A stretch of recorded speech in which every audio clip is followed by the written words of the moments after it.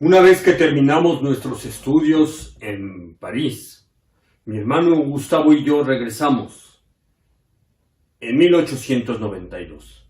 Para entonces, Porfirio Díaz terminaba su tercer periodo en la presidencia e iniciaba el cuarto. Habría que reconocer que Porfirio Díaz impulsó el crecimiento de la economía, pero beneficiaba únicamente a unos cuantos. Se beneficiaban entonces la burguesía, mientras la pobreza crecía y crecía. Se vivían momentos no muy cómodos en el país. Porfirio Díaz había mostrado ya ese autoritarismo. Ya se le conocía como un dictador. Así entonces, cuando regresamos de París, me hice cargo de las haciendas de mi padre. En mi tiempo que estuve en París me di cuenta de lo importante que había sido la educación, de lo importante que era la educación para el crecimiento de la sociedad, para el crecimiento del país. Entonces,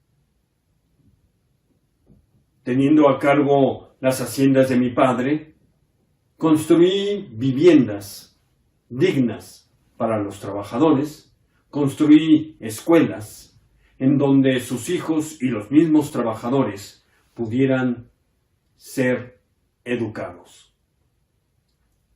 Conocí también la medicina homeopática. Fue muy importante para mí conocer la medicina homeopática, pues era una manera de poder ayudar. Primero la probé conmigo mismo con muy buenos resultados. Después, con algunos de los trabajadores que se enfermaban y también con muy buenos resultados. Tuve entonces contacto nuevamente con el espiritismo, en donde ahora sí tuve contacto con un espíritu que me dijo que había que amar al prójimo como a uno mismo. Estas palabras para mí fueron reveladoras, pues hicieron nuevamente contacto conmigo, con lo que yo pensaba, con ayudar al prójimo. Tiempo después, mis hermanas que estaban estudiando en Estados Unidos nos invitaron a Gustavo y a mí a pasar unos días allá. Fue entonces, en una fiesta, que conocí a Sara Pérez, la que años después sería mi esposa. En el momento que la conocí, quedé impresionado por su belleza, quedé impresionado por su sencillez, quedé impresionado por su dulzura. En aquellos entonces no tuvimos mucho contacto, pues solamente íbamos de vacaciones, mi hermano Gustavo y yo. Así que cuando regresé a Coahuila, teníamos únicamente contacto por cartas. Pero la distancia provocó que ese amor que yo tenía por ella se fuera disolviendo y dejamos de escribirnos. Tiempo después me di cuenta que siempre recurría mi mente a ella, siempre pensaba en ella. Volví a escribirle y ella accedió a mis cartas, me empezó a contestar y poco tiempo después permitió que yo la fuera a visitar ahora a la Ciudad de México, donde ella ya estaba viviendo. Y allí fue cuando nos hicimos novios. Para entonces, la situación en el país se ponía cada vez más difícil. Pues el presidente Díaz seguía reeligiéndose y seguía gobernando con autoritarismo. El presidente Díaz reprimía a todo aquel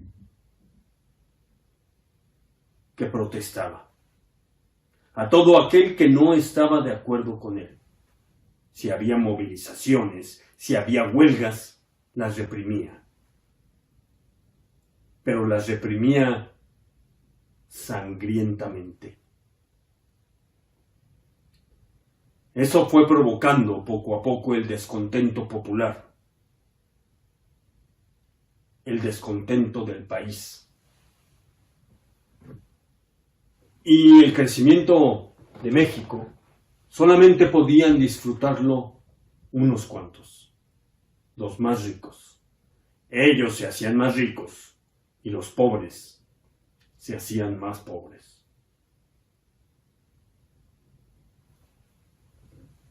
Sara y yo decidimos casarnos.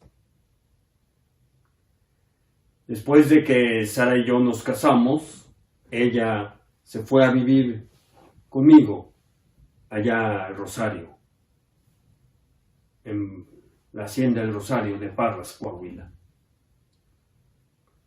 Y fue cuando yo entré en la política. Primero, por apoyar a la oposición para la gobernatura de mi estado.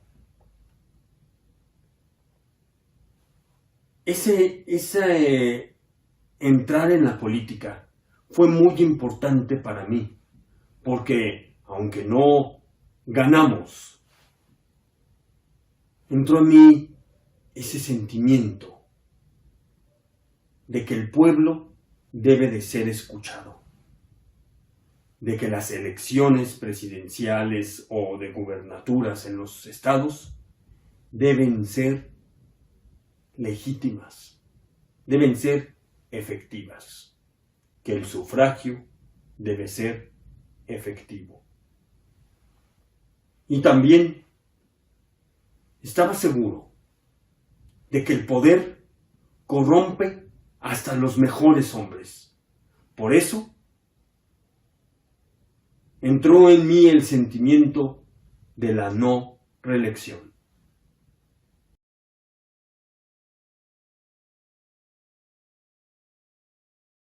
Gobierno de México.